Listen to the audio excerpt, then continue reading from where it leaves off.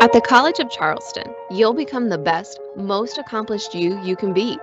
With more than 140 majors and minors to choose from, you'll find ways to combine your interests and passions with academic programs in a way that is uniquely yours. Our highly respected faculty are totally invested in your intellectual growth and personal development. They'll be mentors and guides while you're at the college, and their commitment to your success will continue after you graduate as well. Internships, undergraduate research, and study abroad are key components of the College of Charleston experience. Put what you learn into practice today and open doors to your future. With a College of Charleston education, you'll be ready to create, communicate, innovate, and adapt. And you'll be prepared to take on the world.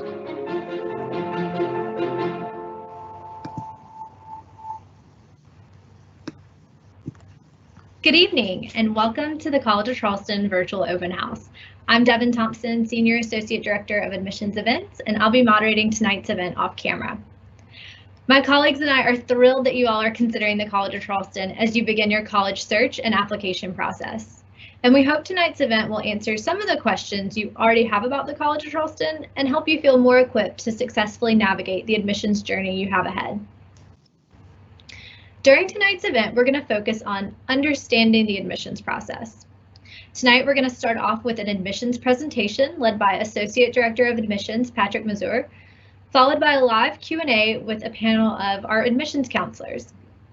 We'll then conclude with a lively discussion with a panel of our current students. The questions that we're going to cover during the counselor Q&A and student panels were both pre-submitted. If you have questions during the live event, please feel free to drop them in the chat. We have several admissions counselors monitoring the chat and they'll happily respond. Before we begin, I would now like to introduce the Dean of Admissions at the College of Charleston, Suzette Stilley. Suzette? Hi, good evening, students and families. We're very excited that you are participating this evening, and we want you to learn more about the College of Charleston and the admissions process. You're embarking on a wonderful and exciting journey as you go about the process of selecting a college. You're going to learn so much about yourself during this time, and we congratulate you on being here and on getting started with the process. We're here to help you through it, and I encourage you to reach out to the staff in the admissions office if you need any help along the way. Every student has an assigned admissions counselor, and those staff members will be happy to help you. They're also the people that will be visiting your high schools in the fall, inviting you to participate in a CofC sit down in your hometown. So this evening, you'll start to learn more about what an amazing place the College of Charleston is. The Princeton Review ranked the college's Career Center #1 among public master's level universities based on access to job placement as well as a positive student and recent alumni experience with the center. The college was also named a top 10 school for its first year experience program in a U.S. News poll of academic peers across the nation. We send very large numbers of students to study abroad. In fact, the College of Charleston is ranked #1 in the U.S. among public master's level institutions for the total percentage of students who study abroad. These are just a couple of examples of the value of a College of Charleston education. Tonight, you're going to hear some about some of our academic programs and about our faculty who are not only experts in their fields, but dedicated to student success and creating unique in and out of the classroom experiences focused on the individual student. This is a place where you will grow and be challenged, but also be well taken care of and be given the type of personal attention you might not see at other schools. So you will learn more tonight about the traditional and unique programs that we offer, our wide array of majors and minors, and to supplement that, opportunities such as our Outstanding Honors College, the ability to participate in research as an undergraduate student, and to learn about career options through internships to extend your learning with important experiences. And of course, you'll want to stick around to hear from our students. They represent a wide variety of academic disciplines and will give you a sample of our diverse student body committed to making our community a better place. I know you'll learn so much from them about what it means to be a part of Cougar Nation. The best way for you to find out more about the College of Charleston is to visit us. I'm thrilled to let you know that we are open for visitors and offering tours. If you have a chance to visit us, we'd welcome the opportunity to show you around our amazing campus and give you the chance to see the city of Charleston as well. So the best way to schedule a campus visit and a tour is through our website, and it's easy to do that through the links on the main page. So again, we wish you the best on your college selection journey and look forward to seeing all of you very soon. Thank you. Devin? Thank you, Suzette. All right, well, let's begin. I'll now introduce Patrick Mazur, Associate Director of Admissions, who will lead the admissions information session and overview tonight. Patrick? Great. Thank you, Devin. I'm excited to be with you all today. As Devin mentioned, I'm with the Office of Admissions. I am myself based in New Jersey. I work with students in New Jersey, Pennsylvania, and Delaware. And we do have a number of my colleagues in the chat with us today. You'll see them doing both a Q&A a little bit later, but also available in the chat. So as we go through this presentation, if you do have questions, feel free to drop those into the chat, and we will answer them as we're able, and obviously follow up with our panel.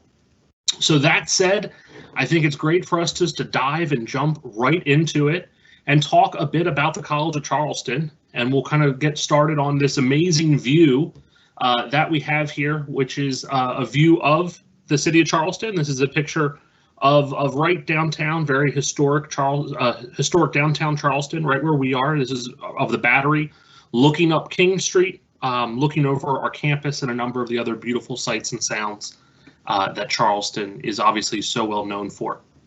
You see, obviously, the water is a great backdrop for where we are. We are in beautiful coastal South Carolina, where there's obviously a lot going on and a lot to do for our students, both on campus and in the surrounding area. We can go ahead to the next slide. So to talk about a little bit about the nuts and bolts about the College of Charleston, there's obviously a lot that stands out about us, but what I always like to kind of start off with is first things first, that we are a public institution within the state of South Carolina. We are, I think, very uniquely focused on the undergraduate experience. We are about 10,000 students strong. That's 10,000 undergraduates.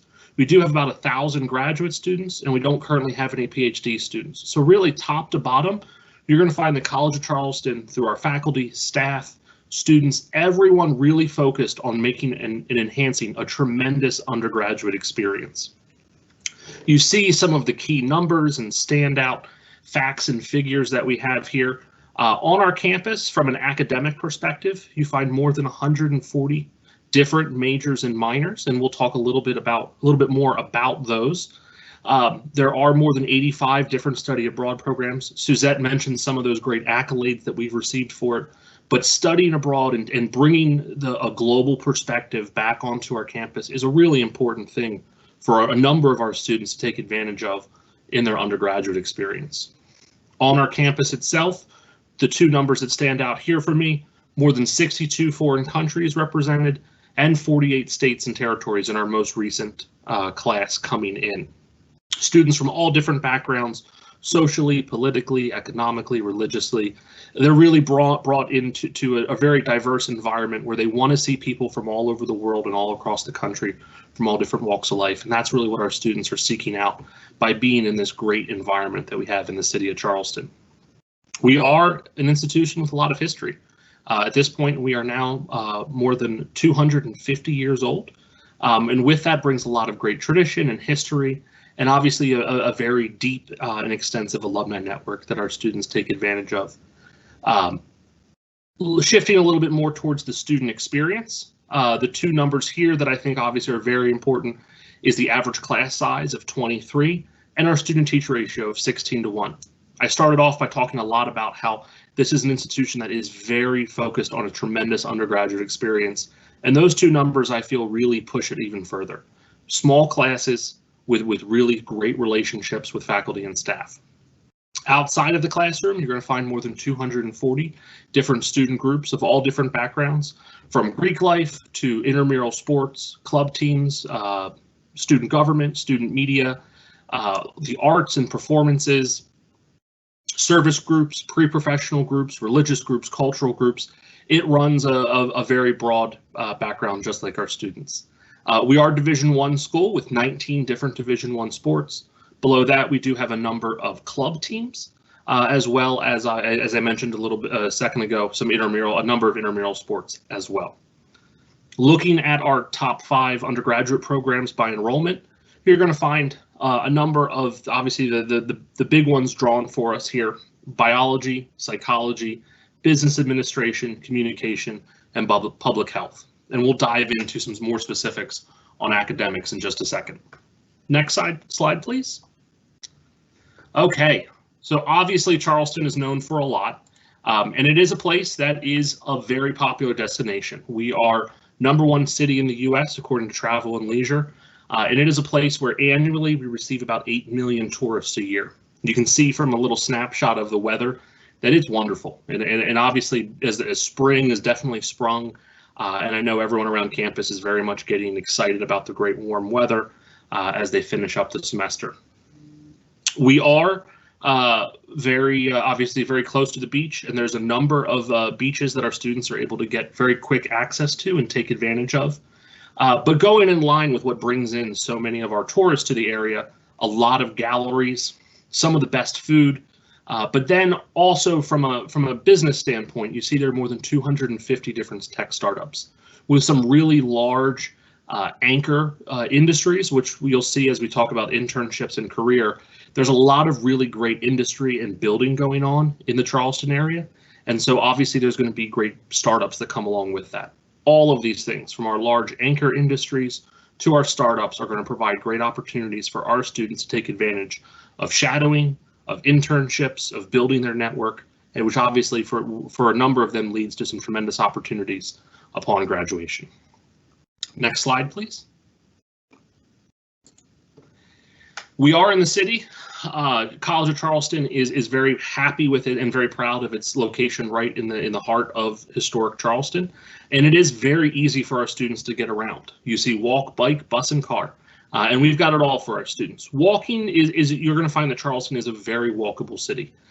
We are generally about 5 to 6 blocks side to side, and about I call it about 7 to 8 blocks up and down. So it's very easy to walk around. Obviously, all of our students living either on campus or almost all of our students directly around campus. They take advantage of getting out there, stretching their legs. Some students take advantage of biking. There is busing available. Our students are able to take advantage of all of the public transit buses in Charleston and use that with their Cougar card. And then in terms of a car, while freshmen, like most schools, our students can't have a car on campus. We do have some great relationships with Enterprise Rent-A-Car, where undergraduates, even of the age of 18, are able to rent cars on a daily basis if there is that one little trip that they just need to get out and go somewhere different. But obviously, so much of what they need is right around campus, and you're walking to grocery stores, you're walking to all sorts of different retail, restaurants, and coffee shops. But as a student, so much of your life is right there on campus and very much within reach. Next slide, please. So we definitely, I said we were going to talk a little bit about academics, and they are very much alive and well here. And this is obviously our focus. You see here a list of all of our majors with a few designations that I'll go into here. But our academics, they run the gamut from the arts to education, health, humanities, social sciences, business, languages, science, and mathematics. We continue to add programs. We continue to adapt and evolve our curriculum to meet both the needs of our students, but also reflect the needs of the region that we serve, which has obviously presented our students with some great opportunities. But you should hopefully on this list see just about everything that you're looking for, from accounting all the way to women's and gender studies. I will draw your attention to our 3 special advising programs, which are ones that students are often looking for and realize that there is no one major that really stands out for them. Both our health professions advising, you can think of it as a pre-med, as well as our pre-law advising. Those are both programs that students find themselves very well served and fit into a number of different majors. But since they have very specific career goals, which is going to be preparing for medical school or law school, we do have separate advising that's able to supplement the advising they get in their own academic department to really help best prepare them for what's going to lay ahead for them professionally. Obviously, this focus on preparation for your career goes across all of our academic units, but pre-med and pre-law are two of the very popular routes that our students pursue. And so we want to make sure that we do have the advising resources to take advantage of that. Next slide, please. I mentioned some of our new programs, and we've got one of them listed right here, and I'll talk a little bit about two of the other ones. This is an area that we always continue to adapt and develop. And so we do have a dual degree nursing program where students are able to do some of their classes right here in Charleston, as well as continue and finish out some of those nursing specific classes at USC Upstate.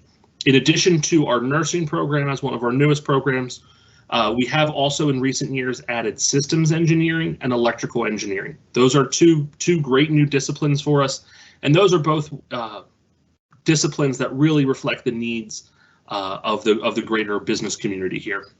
Charleston is home to a very large Boeing operation. Actually, the Charleston Airport is part of a Boeing plant. Parts of it are.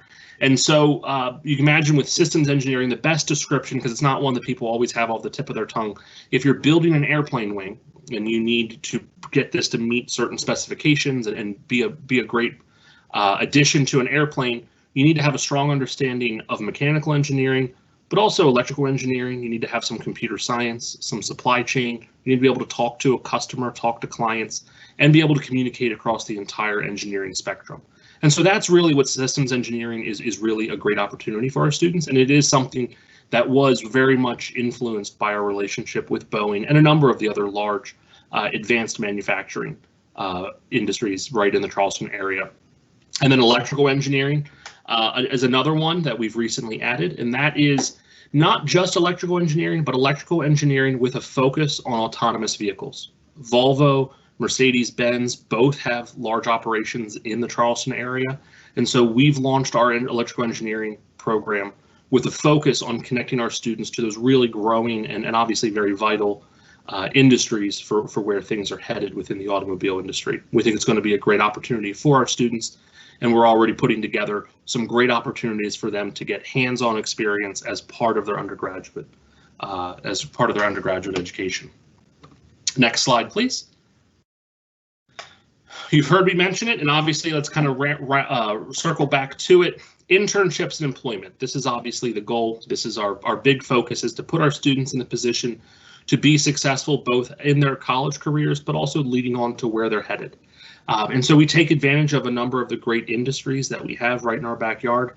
Obviously, tourism and hospitality is a big industry in Charleston, but you see some of these tremendous names, and these are places where we have really great relationships and we're able to connect our students with. And so obviously students take advantage of internships in the Charleston area. They do internships throughout South Carolina, all up and down the East Coast, around the country, and sometimes even around the world. They really do some tremendous things and leverage both the network of the College of Charleston and as well as our alumni that are out there in the field already.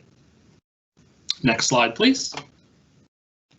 So let's shift a little bit of gears here from talking about who we are and what we do and talking about how to get here, right? We want to focus on the next steps and understanding this process. So what students need to do is apply, right? And you'll do this during generally the fall into the winter of your senior year.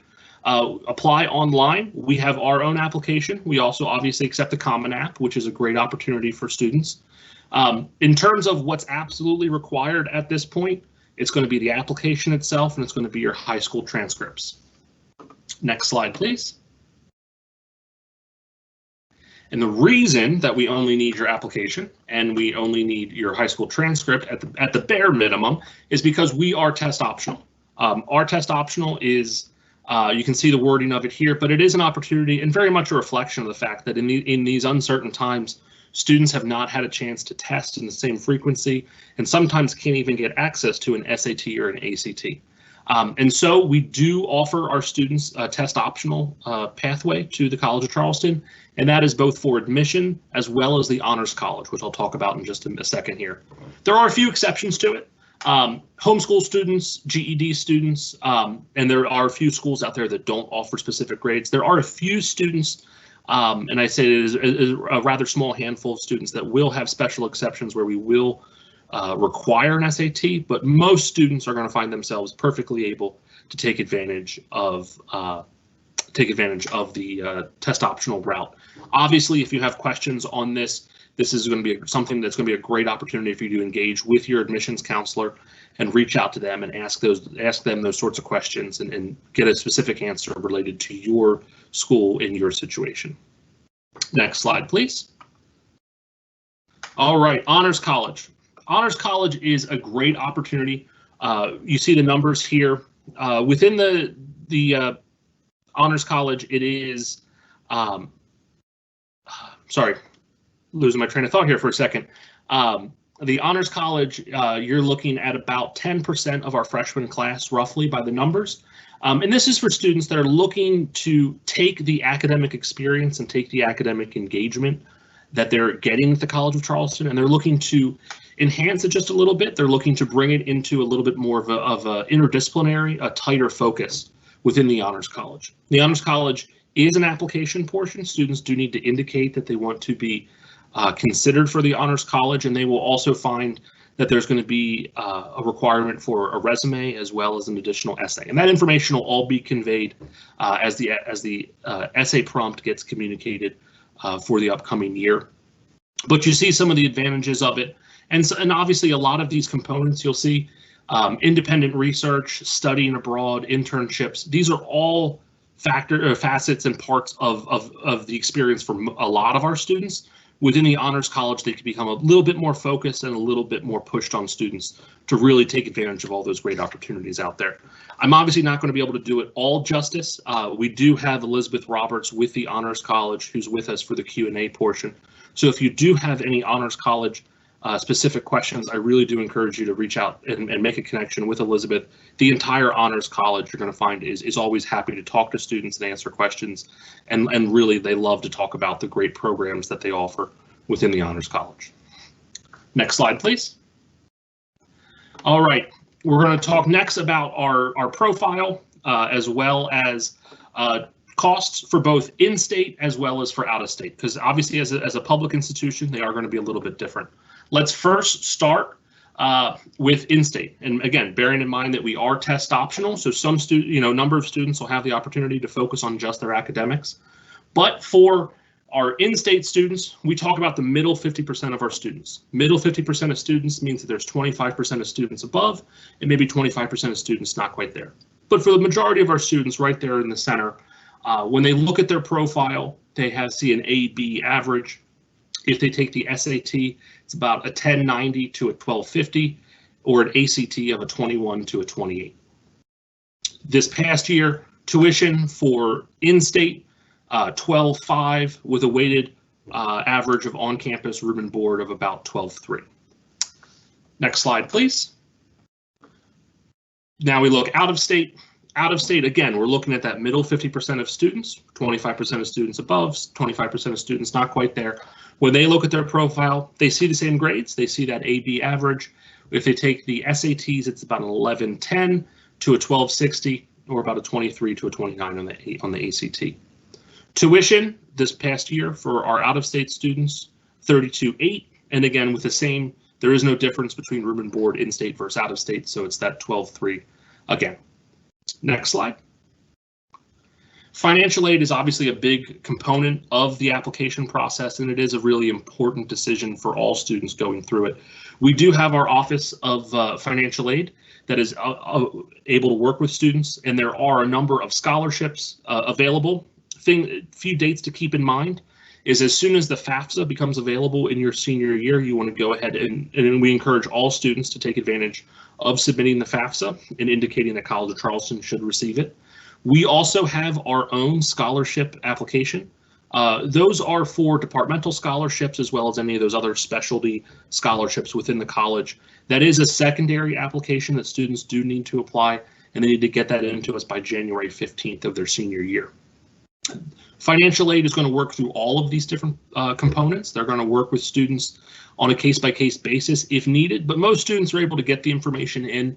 And again, taking advantage of earlier deadlines or earlier times are going to give students, are going to give the Office of Financial Aid and the Office of Admissions as much time as possible to work through any special circumstances, be able to give our students the best opportunity and provide the best resources we can to be able to hopefully bring this education within cost for as many of our students as possible. Next slide, please. Okay, deadlines, very important part, and obviously something that changes a little bit each year. In fact, we were able to kind of just recently announce our deadlines for this coming year. Our deadlines for this coming, for the juniors going into their senior year, so for the students entering in the fall of 2022, we will have an early decision deadline of October 15th. Early decision is a binding decision. It's for those students who really know the College of Charleston is the school for them. It is the #1 choice for them. They don't want to look anywhere else. They're going to withdraw their other applications if they get accepted. That's early decision. That's due in by October 15th. Second deadline is November 1st. That is early action. Early action is non-binding. It is an opportunity for those students that have Charleston really high on their list, and it's one of their schools that they're really heavily considering, but they're not quite ready to make that full commitment. They also want to help just kind of demonstrate how interested they are in the College of Charleston. Our regular deadline and kind of our regular notification deadline, as well as the deadline for merit scholarships, is January 15th. And so that's kind of those are the three big dates to have in mind. March 1st is when the FAFSA needs to be into us, and then May 1st will be here before you know it of your senior year, and May 1st is National Decision Day. That's when students make their deposit, make their enrollment, and let everyone know where they're headed for the year. Obviously, you can do that ahead of time as soon as you know, but May 1st is the date that we're looking for all of those commitments. Next slide, please. And so that's a very quick whirlwind tour through it all.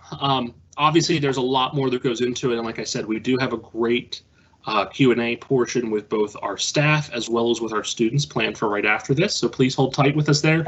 But we want to talk to you. We want to get to know you. We want to be able to make those connections, so please don't hesitate to reach out to us. You see us on our social channels. You see our email, our phone numbers.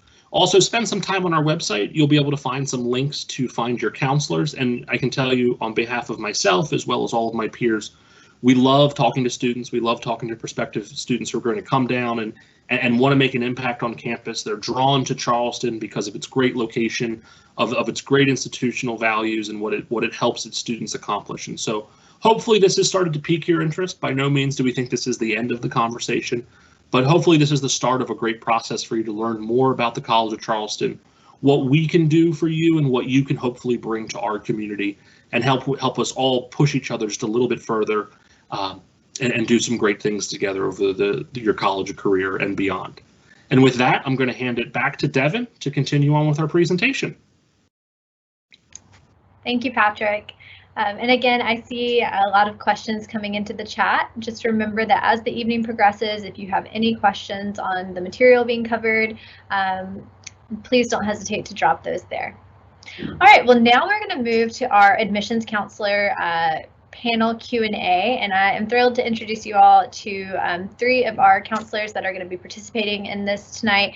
We have Laura Sanders, Associate Director for Admissions, Elizabeth Roberts, Associate Director for Admissions with the Honors College, and then we also have Garrett Smith, one of our admissions counselors. So we are going to get started. Again, these questions were pre-submitted. They were some of the more popular questions we received tonight. So we're going to cover these 10 questions with our counselors, but don't hesitate to drop questions into the chat for the counselors that are moderating the chat if you have any outstanding.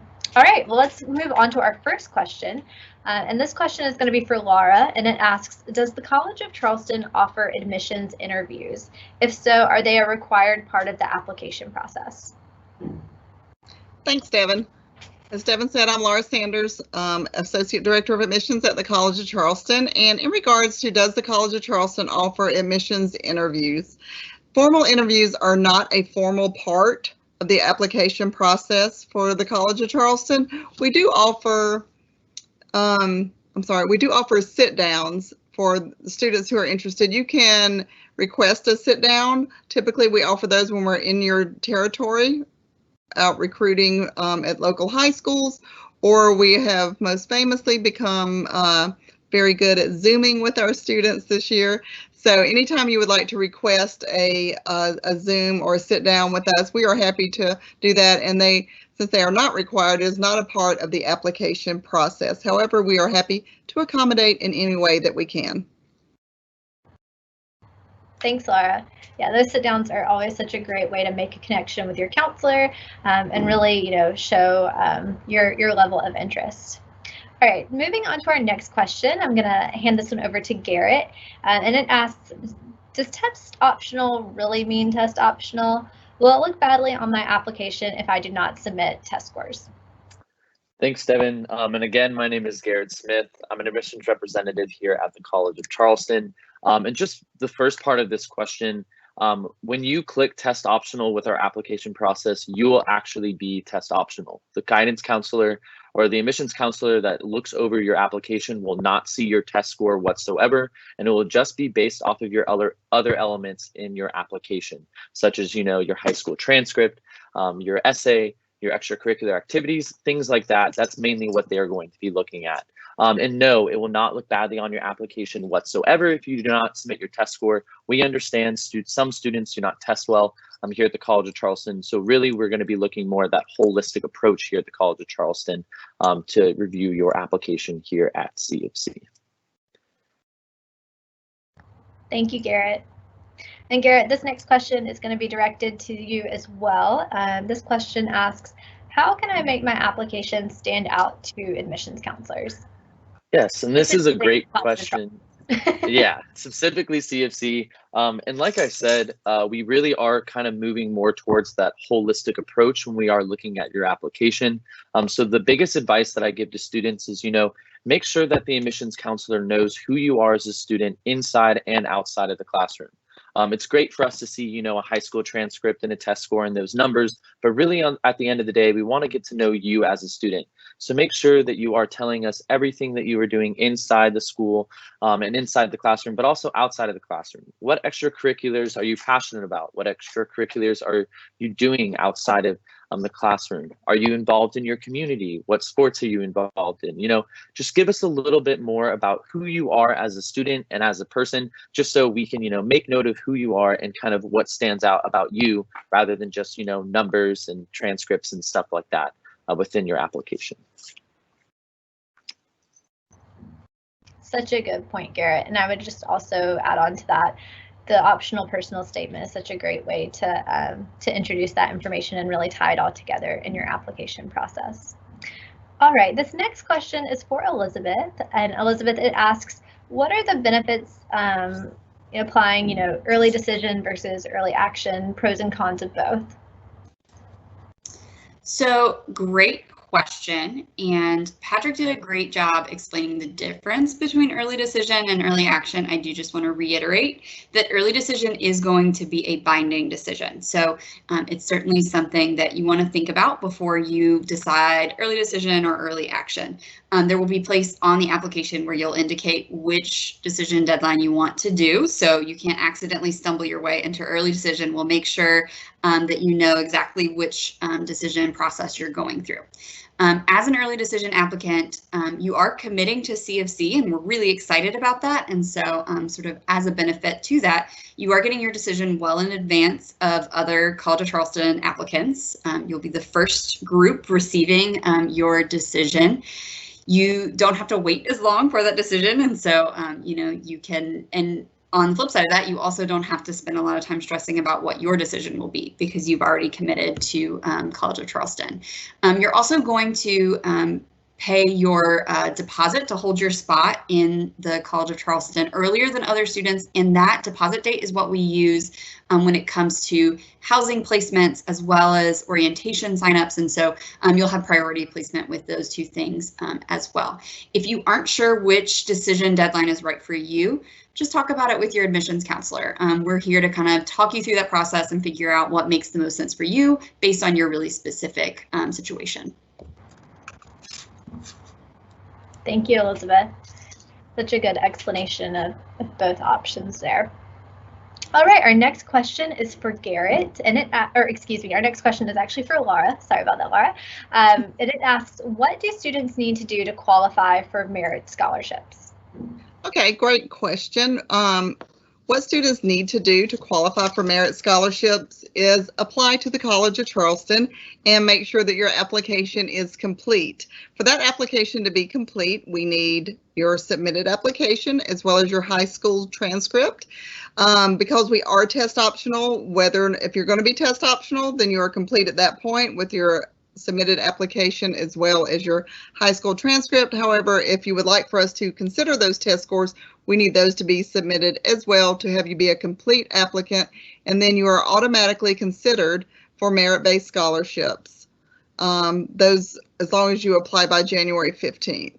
And those merit-based scholarships are going to be based on a number of different credentials, from GPA, class rank, test scores if you submitted those. So paying attention to those deadlines that Patrick went over before and knowing which deadline works best for you, but overall to making sure that you have that submitted and completed by February 15th so that if you qualify, you will be offered those merit-based scholarships. Thank you, Laura. All right, Garrett, this next question is actually for you this time. This question asks, are there different requirements for the different academic programs at your school? So this is a great question. There are not different admission requirements for the different programs at the College of Charleston. A big thing to note that when you are applying at CofC, when you are saying, biology is what I'm interested in, that is clearly what you're stating, and that's all we will say, is that you are interested in biology. You are actually, every single student admitted to CofC will come to the College of Charleston undecided, and it is when you are here is when you can decide your major here at the College of Charleston. And I will say, just a quick note, you actually don't have to decide your major here at the College of Charleston until after your sophomore year or 60 credit hours here at the College of Charleston. So you have plenty of time to take different classes here, explore your different interests, and truly figure out what major you want to declare once you're here at CofC. Perfect, thank you. All right, Elizabeth, this next question is for you. It's related specifically to the Honors College. And it asks, if I apply to the Honors College and am not admitted, will that impact my general admissions decision to CofC? So that is a very good question, and one that I get a lot because people get a little bit nervous. So we try to make it as low risk as possible. So we work really closely with the Office of Admissions. I am actually, even though I'm the Honors College admissions counselor, I am part of the admissions office. And so we have, conversations to make sure that students are actually admitted to the College of Charleston and are good to go before they are considered for review with the Honors College. And so with that in mind, we don't want your Honors College application status even. So even if your honors application isn't quite complete, but your regular one is, we don't want that to hold up your general College of Charleston decision in any way, so that it is a pretty low risk factor. And we typically, most of the students that are applying to the Honors College are really strong applicants and are likely to be admitted at College of Charleston, but we do have those conversations to make sure that it's not going to affect your CofC admissions decision. Thank you, Elizabeth. All right, our next question, question 8, is for Garrett, and it asks, what is demonstrated interest? Does College of Charleston track demonstrated interest as part of the admissions process? So demonstrated interest is actually something like this today. So just coming to a College of Charleston event, doing any of our events on or off campus, so any virtual event that we've held this past year or in the future, a campus tour. Anything like that, a sit down, if an admissions counselor comes to your high school and meeting with them, that is considered demonstrated interest in our eyes. And CofC does actually track this demonstrated interest. So make sure that if you're meeting with any sort of CofC personnel, that you are making sure that you are getting that tracked here at the College of Charleston. And it's just making sure that you have shown interest to us, and so we can get a better idea. And also this gives us a better idea of who you are as a student, just so we can get to know you a little bit more than just, an application on the computer. So we know, kind of put a face to a name through the application process. Thanks, Garrett. All right, Laura, this question is for you, and it asks, are admissions decisions released on a rolling basis? Great question. For the College of Charleston, our admissions decisions are not on a rolling basis until April 1st. So if you do not apply until April 1st, you will not be on a rolling admissions basis. So rolling admissions would mean that we receive all your information and we make a decision as soon as you become complete. Patrick went over earlier the different admissions deadlines as well as notification dates. Those are clearly stated on our website. So if I apply by this date, I will hear a decision by this specific date. Those are very clearly marked for you out there. So we do not become rolling until April 1st. So that's just I feel like a great information for you guys to know. So if you apply in September, you can look on our website and know when you should hear that notification from us. Thank you, Laura. All right, our final question for our panelists, our counselor panelists this evening, is for Elizabeth, and it asks, is there a separate financial aid process or application for the Honors College? So the short answer is no, but let me talk a little bit more about that. So just like I believe Laura was talking about, all you have to do is apply to College of Charleston and you're automatically reviewed for merit scholarships. You do the FAFSA and you're automatically considered for need-based scholarships. It's the same as the case with the Honors College. So you submit the Honors College application, and our financial aid office will take that into consideration when making your scholarship offers. However, I will say that the Honors College, just like many different academic schools on campus, we do have some what we call departmental and specialty scholarships. So that's something you want to kind of keep an eye out. It is a separate application from the merit and need-based scholarships that we've already talked a little bit about, but it's more targeted and focused based on your interest. Again, if you list biology as a potential major, that might be something that would pull you into consideration for one of those departmental or specialty scholarships. So for honors, the way that we do it is we actually review all students' honors applications who submit by our priority deadline, which is November 1st. So if you're interested in applying to honors, go ahead and just apply by that November 1st deadline. And we just review students and we'll invite about the top 10% of those applicants to an interview weekend where you do compete for those departmental and specialty scholarships through the Honors College. But for the most part, most students are just kind of going through that same scholarship process as you would if you weren't part of the Honors College. Thank you, Elizabeth, and a big thank you also to Garrett and Laura. These were important questions and great questions that you all asked, and I'm glad we could get those answered. All right, well, now I'm really excited to introduce the next part of our evening. It's always one of the more fun parts of our virtual and in-person events when we get back to those. We have a fantastic student panel lined up for you all. But before we get started with that, we're going to show a quick intro video, and then we'll get started with our panelists.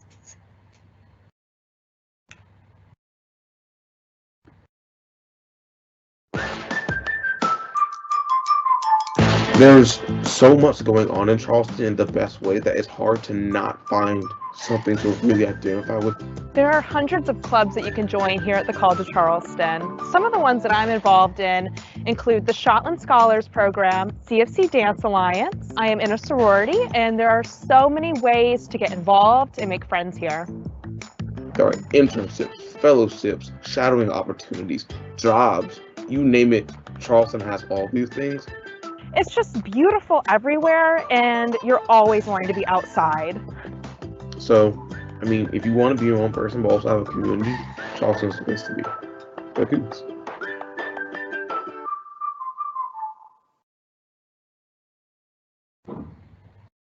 Awesome. Well, I'd like to introduce you all to our admissions counselor who will be moderating tonight's student panel, Aisha Steele. Aisha has, again, a great group of students to connect you all with tonight, and I'm going to hand it on over to you, Aisha. Great. Thank you, Devin. Again, we are approaching the end of the virtual event, and we really want to take some time to introduce you to some of our students so that you can learn more about what it means to be a CFC Cougar and really what solidified the college as an option for them. You've heard from a wide variety of people, but now you really get the chance to hear firsthand from our students who are living the CFC experience. Before answering a question, each student will introduce themselves and tell you a little bit about what they are doing here on campus. And with that being said, let's go ahead and start with the first question. So, why did you choose the College of Charleston? Hi, I'm Destiny Hawkins, a senior here at the college from both Rochester, New York, as well as Gainesville, South Carolina. Studying political science. Sorry, I forgot what I was studying for a second. Politics, philosophy, and law, as well as minoring in English. And I chose the College of Charleston for a variety of reasons, but I like to say why I stayed at the college because I think retention is a huge factor in your college career.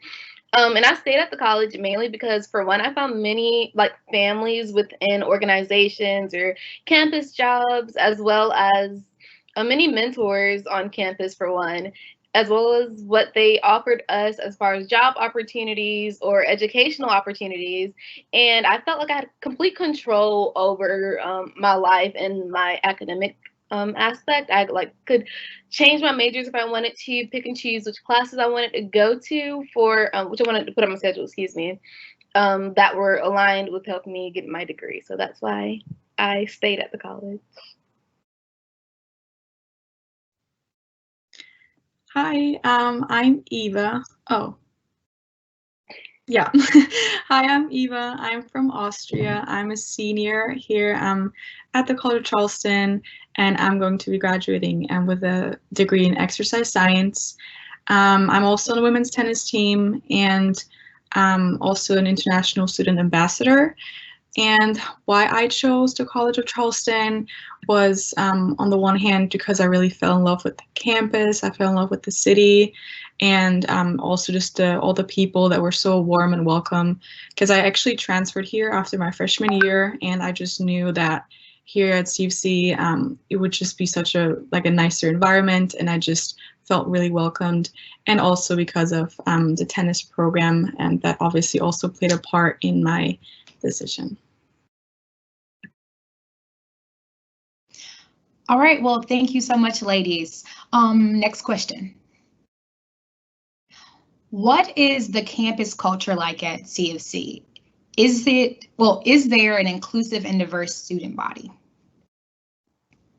It's Destiny again. I'll also take that one. So CofC is really committed to diversity and inclusion. In fact, if I'm not mistaken, in your first year experience classes, you'll have to take a course. I want to say it's maybe a week where you talk about inclusivity, diversity, and what's acceptable, what's not. You also have to sign off basically saying that you're going to abide by the college's rules, and that includes not being prejudiced in any type of way. And we do take those matters very seriously. That's one thing I appreciate our current president, President Chu, is because if anything were to happen like this on or even off campus and it got huge attention and he knows that it can and will affect his students, he reaches out, he makes sure all the students are okay, and gives his stance that this is not acceptable and we will not be letting this just go freely.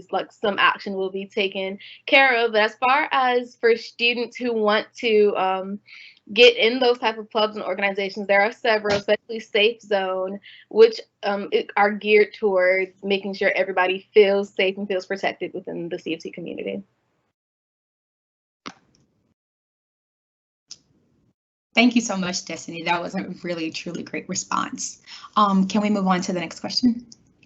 Does the student body have a voice at the College of Charleston?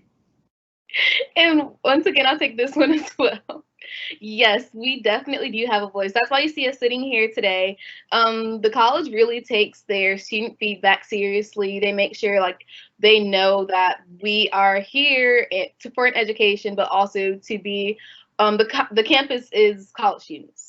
Why would you have an institution that wouldn't care about their students, that wouldn't want their students' voice to be heard? So there are several ways so you can get your voice heard. One big one is joining Student Government Association, or if you don't want to join it, just going up to them, just as any student, going up to them and saying, hey, this is what I like on campus, what I don't like on campus, and here are my suggestions on how we can make it better. Another is there is a student a faculty-led group for student life, and I had the pleasure and opportunity of being on that panel over the summer when everything happened, and they wanted to know, hey, we know we're coming into a difficult year. As a student, how do you all think we can address this? How do you all think that we should shape this that'll be benefited towards you? So they definitely make several opportunities for your voices to be heard.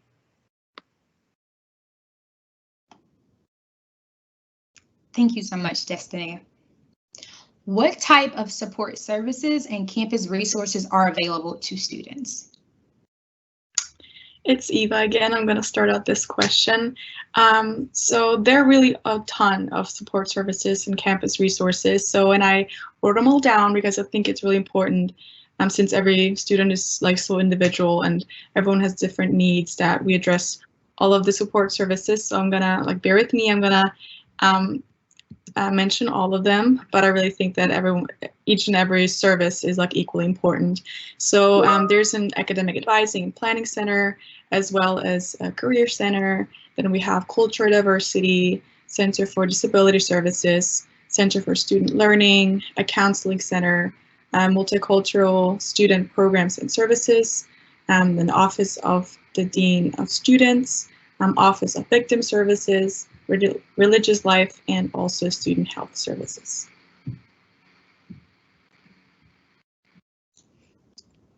Thank you so much, Eva. So if a few students wouldn't mind talking about this, but what is your favorite thing about the College of Charleston? And in addition, what is one thing you might want to change about the College of Charleston? Again, me, I'm going to start out. So my favorite thing is, I kind of touched upon this in question 1, is just the environment of not only like the city of Charleston, but also all the people here, the faculty, professors. You get to build great relationships with your professors, which I value a lot because they can really help you with your future careers or even just your all 4 years of college. So I think just, yeah, the environment is really something special here at the college. And one thing that I might change about the College of Charleston, I mean, since I am on the tennis team, I can talk a little bit about the fact that like some of the D1 sports receive like less publicity just because we are all like kind of spread out over the bridge a little farther away. But some of the sports, like obviously like basketball is really big here and it's great. Like every student loves going to basketball games. It's so much fun. So maybe just a little bit more publicity for all D1 sports across the board for CFC. I'd also like to add something. My name is Alyssa Presley. I'm a sophomore here at the college from Columbia, South Carolina. I'm a elementary education major and a Spanish minor. My favorite thing about the college is kind of what Eva was saying. I like how close-knit we are. I feel that I have family away from home being here. I also really appreciate the opportunities that students have. Being an education major, there's an elementary school like 5-minute walk down the street that you can get involved with. So I feel like whatever your major is, there's an opportunity that's close by that you could really get involved and get internships with and learn more about your craft. Hi everyone, my name is Alex Katsikaris. I'm an international student from Greece. I'm a sophomore this year and I'm a psychology major. My favorite thing about the College of Charleston is definitely the integration to the city, how close you are to everything. There's a ton of opportunities in terms of internships or jobs for students to get involved in. And honestly, if I would change something, this isn't really a big deal in my opinion. Actually, it is a big deal, but there could be worse things, I guess. I definitely agree with Ava. I think some of the D1 teams deserve a little more recognition and more publicity. Thank you so much, students. Can you provide examples of ways your professors make the classroom experience more engaging?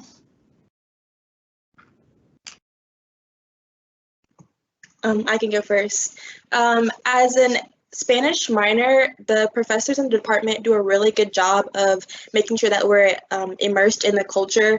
I remember one time last year, we actually made gazpacho like in class. I thought that was really fun. They also host like cooking classes via Zoom, and it's just like, you know, although we can't travel necessarily, we can still get the feel of the culture that we're learning about. So I really appreciate that. Thank you so much. Next question. How much time do you spend in the classroom each week? So I can take this one. So the great thing is we can pick our own schedule, so you can kind of place the classes you want, whatever time suits you best. I like to take my classes in the morning. I would say approximately my classes last about 2 to 3 hours. Monday, Wednesday, Friday, and then a couple hours Tuesday, Thursday. So I would say overall about 2 hours each day, more or less. So yeah, not that much in my opinion. And if you plan well and put them in the morning, I think there's a lot of free time in the afternoon to do other activities, play sports, or whatever you're interested in doing. Thank you, Alex. Did you feel the transition to college from high school wasn't a big adjustment? If so, what offices and or people on campus helped you with this transition? I can take that one. My name is Joshua Cato. I am from Columbia, South Carolina. I'm a senior here. I'm urban studies major. For me, the transition from high school to college was kind of hard for me. I got homesick a lot. So like every weekend during my freshman year, I was at home. So my freshman year was spent mostly at home. So, as I got accustomed to, my surroundings here, the time here was very spent well.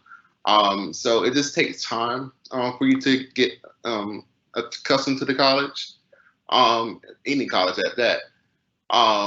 You being away from a normal space. So one of the campuses that helped me a lot was the Cougar counseling option that they have here at the college. You could get very anxious about coming to a new space.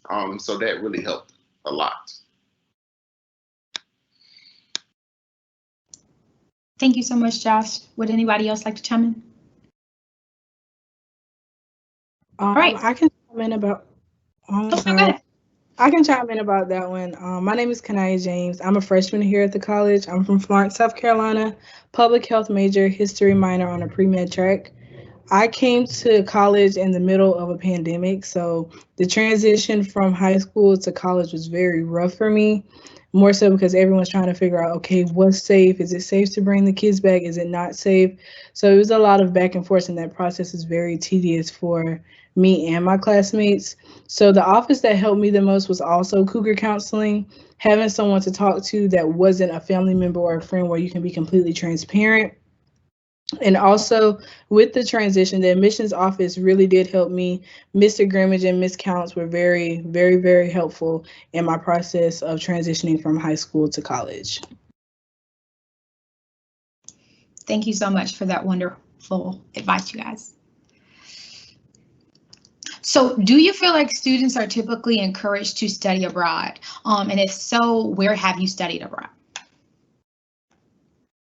So I can go ahead and start this one off. So yes, students are definitely encouraged to study abroad. In fact, many courses, and programs of study have paths where you can study abroad and earn their credit for, like, it'll earn your credit for your major, so you can go on like to your next path that way. We have several options, whether you want to do it directly through the college or a college affiliate, or do it somewhere else and have those credits transfer. You can definitely study abroad. We have an amazing office for those who are interested.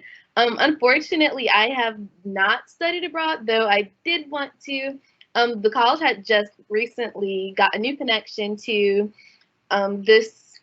lost train of thought, but this new study abroad location in Africa, and that's where I was going to head before everything happened. However, once everything is cleared to go, they'll be like back and fully functioning, fully operational, and hopefully you all who are interested get the opportunity. There are several scholarships you can do, whether it's departmental or from the study abroad place itself, that you can try to apply for to get funding for these trips, but it's definitely available and you should look into it.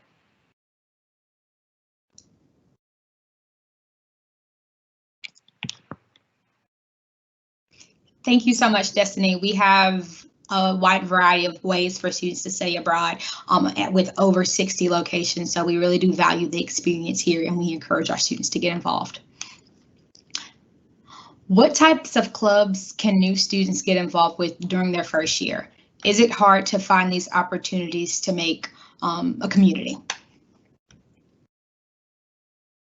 So at my first year, I joined a lot of clubs. At first, I joined Mental Health and Melanin, which was a group basically trying to improve the mental health of the minority students here on the College of Charleston campus.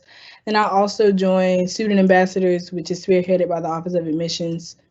I'm trying to think of everything that I joined because it was a lot.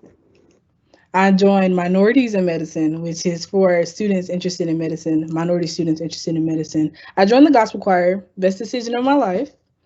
And now, okay, and then this summer I'm going to be an orientation intern, and then next fall I will be an RA here at the college. It's not hard to find these opportunities at all. There are always people like, hey, they're in this certain organization. They're like, okay, we have these opportunities for you. Take advantage of them. They're here for you. These are resources that you can use so you won't feel alone. There's a place for everyone here at the College of Charleston.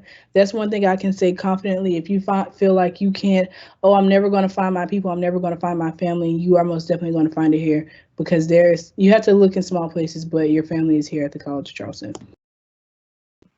I'd also like to add on, and Kanaya is like right on the money with that. At the college, we have over 206 student organizations, and you can join literally any of them at the beginning of each semester, and sometimes even within the semester. We have this thing called the Involvement Fair, where all of the organizations that sign up, and mostly each organization does, they'll either table or like open up a Zoom room, and you can pop in or pop by if it's outside. Just talk to them, get to know what they're about, see if it's something you like. If not, it's so many other options. Just turn around and look at the next table, and you get to see like all of your options. And if you don't find that there's anything you like, I mean, we have a cheese club, we have a chess club, we have a movie club, so everything, even cultural clubs. So if you find that there's nothing you like, you and 9 other students can get together with the campus advisor, come up with your plan, and submit it to SGA. If there's nothing, if it's not like any other organization, you just founded your own campus organization. So it's so easy to get involved. All you have to do is come out and see what's out there. We also have this thing, called Career Connect, if you want to look virtually and see what the campus has to offer.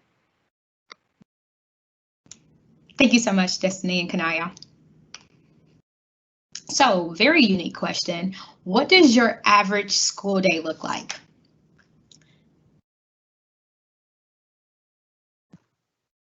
I can speak first. So I'm an RA this semester. So usually I wake up around 6:30 and I work the front desk from 7 a.m. to 9 a.m. Then usually my classes start around 10 and they go from around 10 to 3 is when I usually am done with classes. So after then it's like strictly homework until about 5. Then I usually eat dinner, and then the rest of the evening is just for myself to hang out, do more homework, watch a movie. So very, very organized day for me. I can speak a little bit about like the student athlete perspective. Then again, I mean, it depends on what sport you play, and also if you're in any club sports, maybe. But for me, it's I have my classes mostly in the morning, and I also try to maybe do some small assignments to just get them out of the way. And tennis-wise, like we have practice, conditioning, strength training. We all have that kind of blocked off from like 12 to 4. So that's like my like athlete time. Then afterwards, getting fresh and then getting back to the school grind and definitely doing a bunch of schoolwork. And similar to Alyssa's day, like ends with dinner and then trying to have like an enjoyable evening. Sometimes, obviously, if it's busy time, like now with finals, probably have to do some more schoolwork after dinner.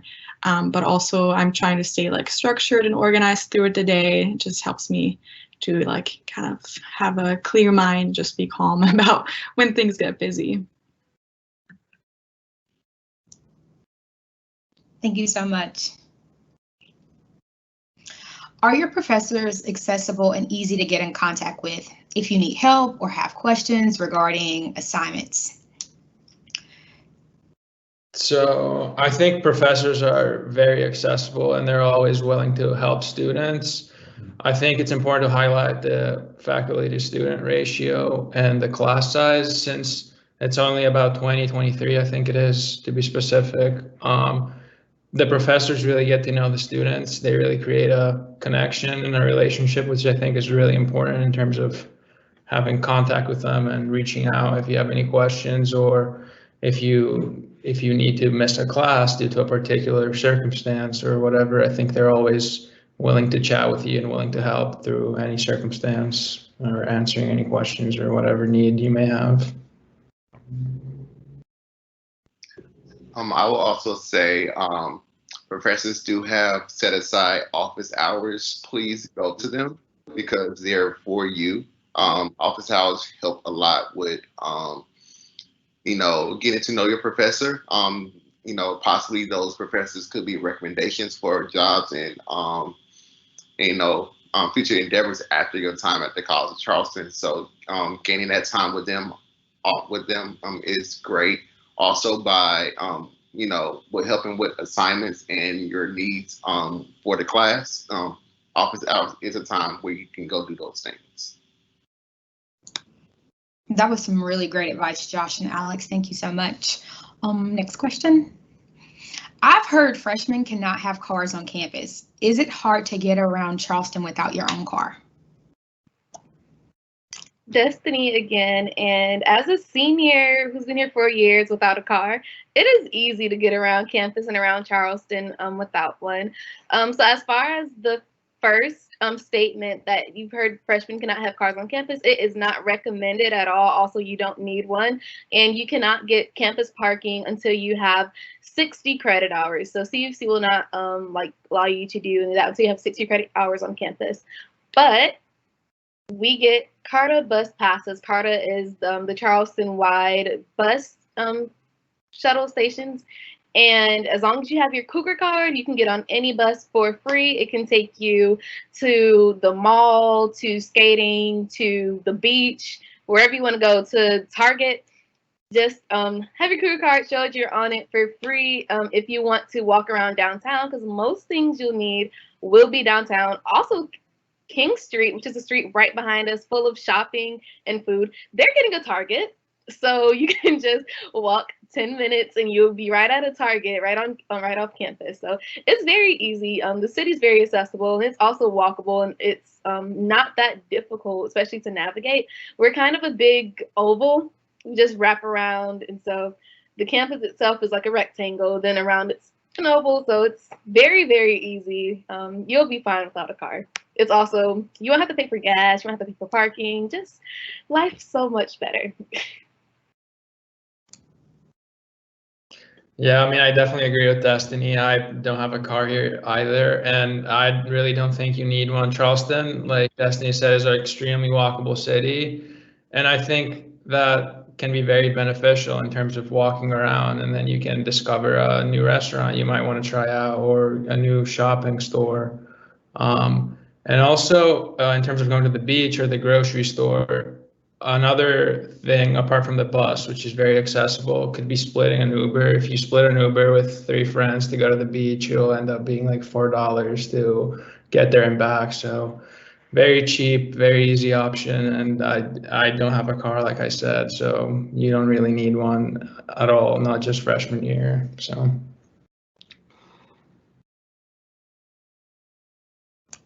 Thank you so much.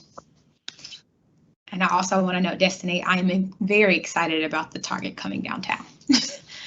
So next question, do students have the opportunity to take on internships during the academic year, or are those only completed during the summer breaks? What are some unique internships you've participated in thus far? I can do that question. So through the Career Center, they do offer internships for students during the semester and during the summer.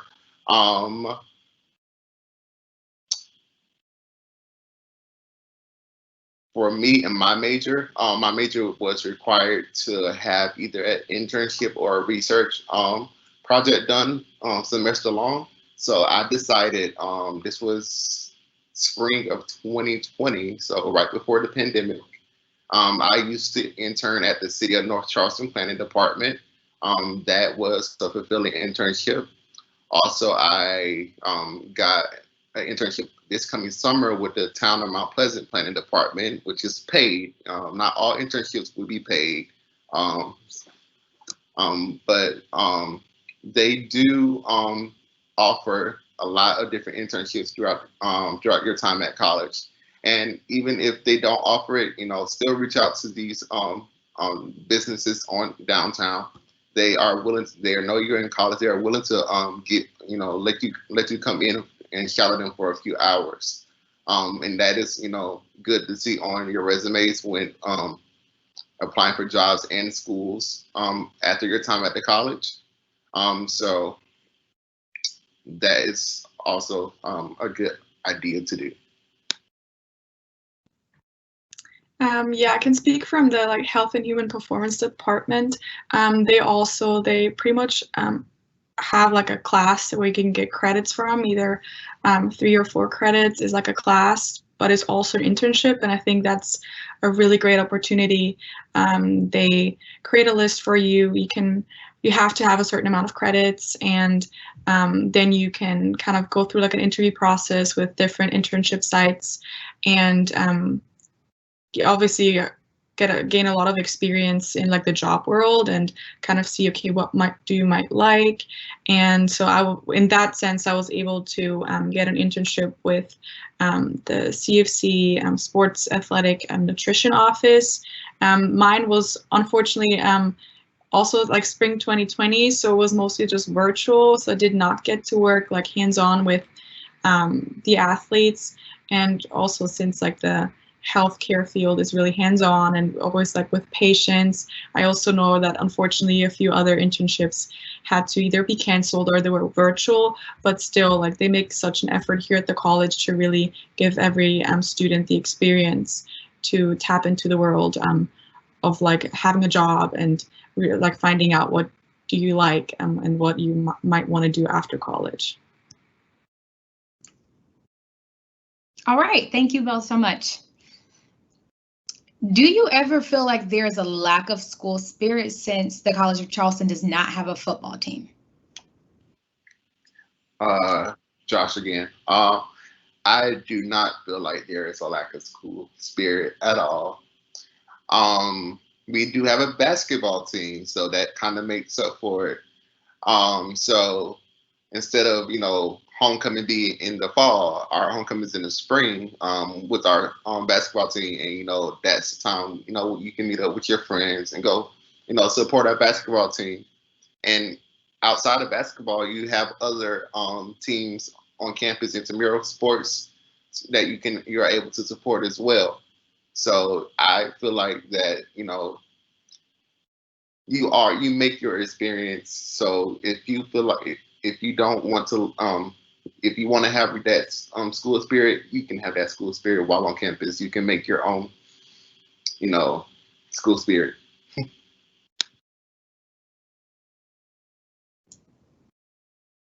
Thank you, Josh. On average, how large are your classes as a student? That's mine again. My major is very interdisciplinary, so I take sociology, economics, and urban studies classes. That is your class size is dependent on your on the major that you are. More of the economic and business classes are going to be more larger. That's when you get to like the 50 to 75 people within the classes. More of the smaller majors like mine, my major, and sociology majors, the teacher ratio is where you get to the 16-1. One of my classes was only 16 of us in there, and the classes, she was able to know each of our names and be able to call on us in class, and I just feel like that is a benefit for me because you can have that sense that you can be personable with your professors. So it's not often where you take a large class. Unless you're taking like general education courses, which those get very large as well. Okay, so I can piggyback off of Josh. Since I'm a public health major, I take more science classes, biology, chemistry, anatomy. So my biology class this past semester, since it was spring, it was only like 50 people. And then in the fall, my bio class is around 70. So they probably most of them don't exceed 70. And like Josh was saying, it really depends on your major. And the teacher-student ratio is one of the reasons that I chose to come to a college contrary to a university, mainly because I didn't want to be a number. I actually wanted the teacher to know my name and be able to make connections because I want to go to med school someday. And the teacher isn't going to know, oh, you're number 62 and not Kanaya James and know my character and know my work ethic. So that's one thing to consider when it comes to picking class sizes and picking, like if you want to choose to go to a college or a university. All right, thank you both. Thank you. What are some of your favorite traditions at the College of Charleston? I'll start this one, and this is my favorite question. It makes me so excited because I'll be completing one of our most notorious traditions in a couple weeks. Exciting. Okay, so the first one, and I'm going to try to go in order like how you'd have it if you came here, is called convocation. So what happens is over the summer, you'll get a college reads book, and when you get here, you'll be like placed with a few other incoming freshmen, talk about the book, write about the book a bit. Right after, there's typically a ceremony. Hopefully they will hold it this year, like in person, but they will do it each year regardless. And you will go in front of the cistern yard in front of Porter's Lodge, which is on the street in front of the admissions office. You'll sign a book, like your name in this book that basically states your claim, like CofC, I am here, this is my year.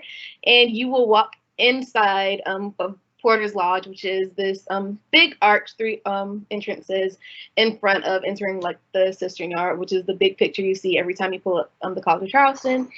In there's this brief ceremony where when you're walking in, then there's a ceremony where it ends with singing the school's alma mater for the first time. After that, there's also the tradition of graduation, and which brings me like right back around for graduation. Instead of caps and gowns, we wear white dresses, all white suits, and typically about 6 roses. I'm gonna say 6 red roses, and that's how we graduate. So it's not like the all black. We walk across the cistern yard there, and when we leave exiting Porter's Lodge, which like signifies you're ending your journey there. And in between, for one, we don't walk across the cistern yard until until graduation. It's stated that if you do walk across the cistern early, you'll probably add more time to your college career. So most people, I don't think I've seen a single person walk across the cistern yard since being here.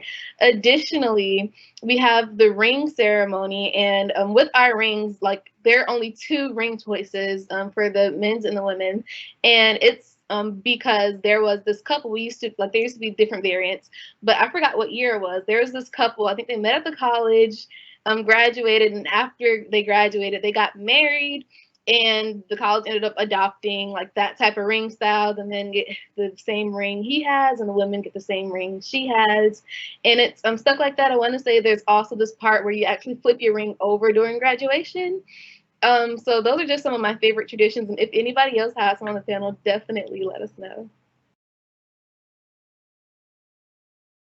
I have one.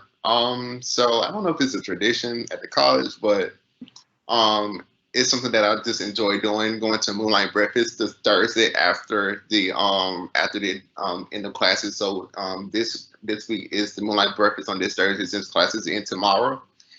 That is one tradition that I will hold dear to my heart because I'm going to moonlight breakfast with my friends after my college careers ended. And one last one that I definitely just remembered about is there's the Clyde statue in the front of Cougar Mall, and many people rub its nose. Rub its ears or its nose for good luck before a test or exam or even a hard week. And another one somebody else pointed out is many people take a picture in front of the statue freshman year coming in, and then take another one like when they're going to graduate, and just put those side by side, and it's amazing. CofC has so many traditions that are just so near and dear to me.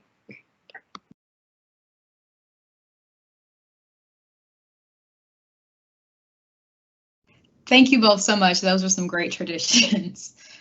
What is the food like on campus? Are there options for different dietary choices and/or restrictions at each of the eateries?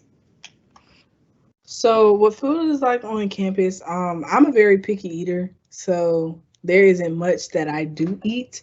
The dining halls do have meals for everyone. There are options, vegetarian, vegan, at Liberty, City Bistro, Marty's. There's options for everyone. The food can be very good sometimes. I honestly am a chicken person, and then Liberty makes the best grilled chicken sandwiches on this side of the Mississippi. So the food is great. I honestly like to cook for myself because I like to know like what I'm putting in my food. But food is really good, and there's options for everyone. So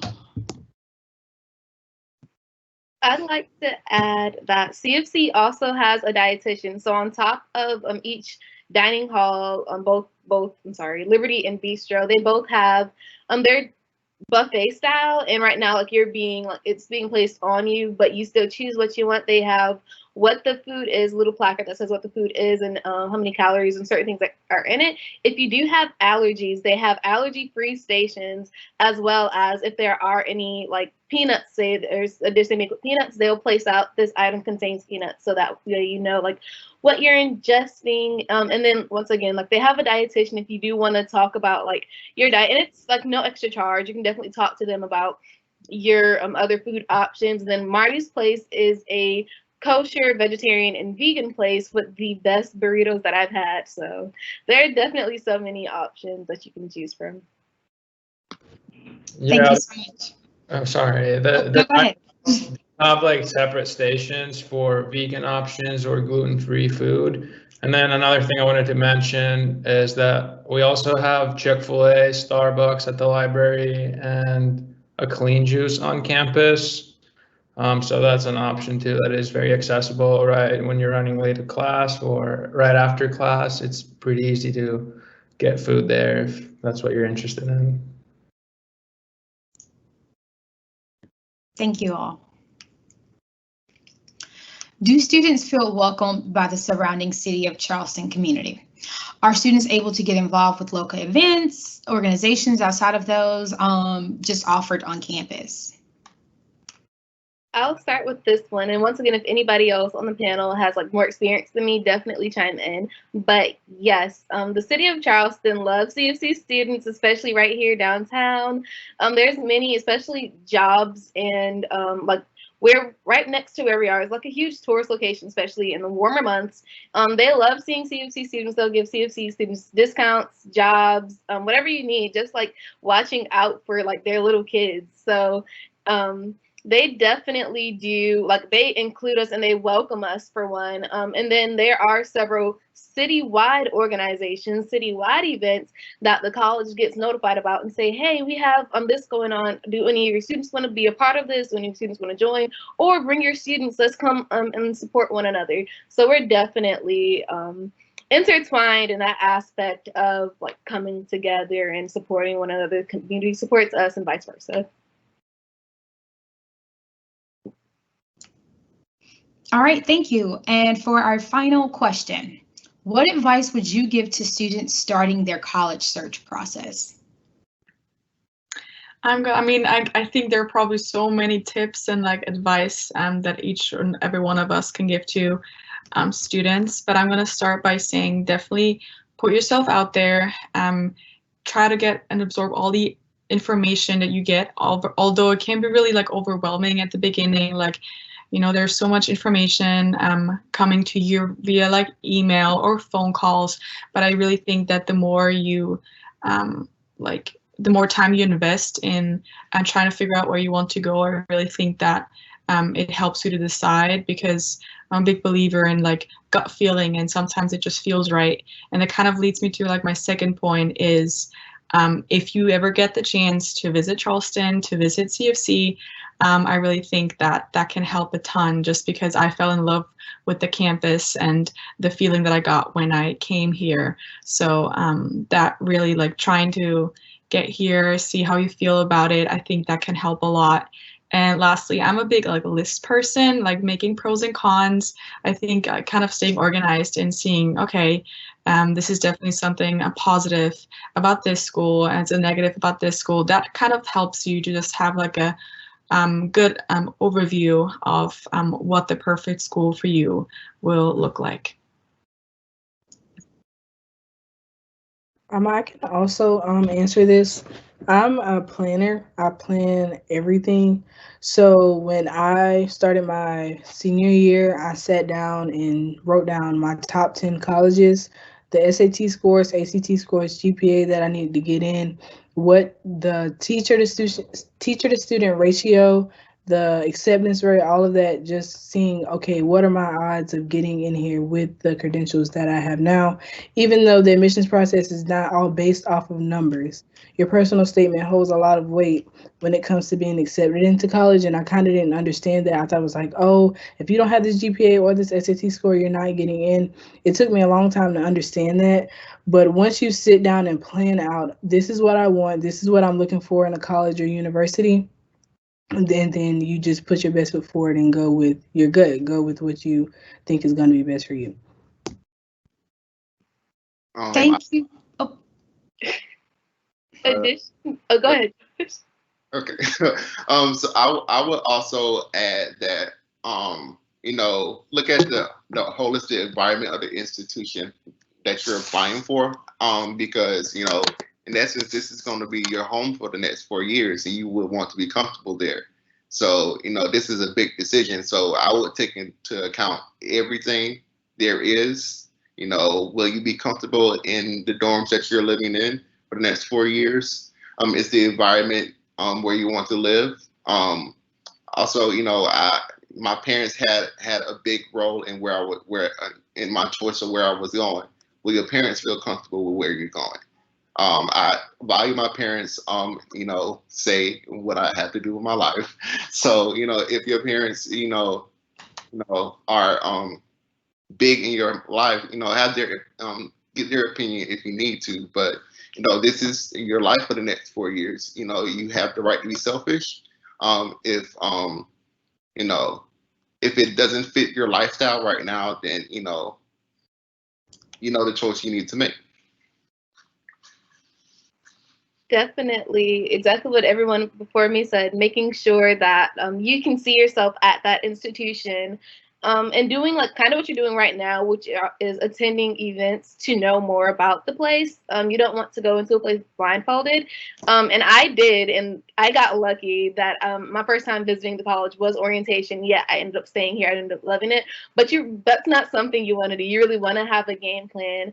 And aside from like making sure it has your major or minor, look and see what else they can offer educational wise, because sometimes your plans do change. And say you go to a school because they have this particular major and you find yourself not wanting to be there anymore. Well, will they have will you have a plan B? Will they have that set there for you? Or will you have to transfer? You want to go to a place where you know that you wouldn't have to change schools entirely if you find out what you wanted to study is not what you want to stick with.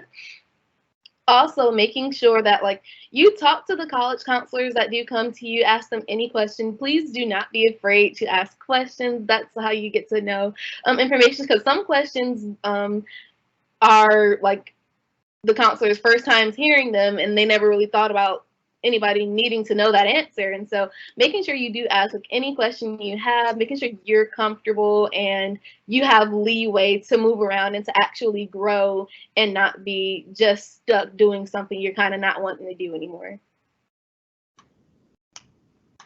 Well, thank you, students, so much for sharing information, sharing the information that you've provided this evening with prospective students and families. Now I will turn it back over to our amazing host, Devin, to close us out. Oh, Aisha, you are too kind. And a big thanks again to our fantastic students. I just can't echo enough to our prospective students and our prospective applicants and families tuning in. That our students volunteered their time tonight. This wasn't like a paid opportunity or anything like that. They just love the College of Charleston and love sharing their experience and perspectives with you all. So to conclude this evening, again, we just want to thank you. We know that you all have a lot of Zoom events and virtual things happening, and we thank you so much for taking the time to learn more about the College of Charleston with us through this virtual opportunity. And before we sign off, I also want to remind you all that you can also check out our Virtual Visitors Center's website. This is a really great place. We touched on it a little bit, but you can see when tours are going to open this summer. You can sign up for virtual information sessions. You can connect with your counselor there. So really take the time to explore our website and learn more about the College of Charleston.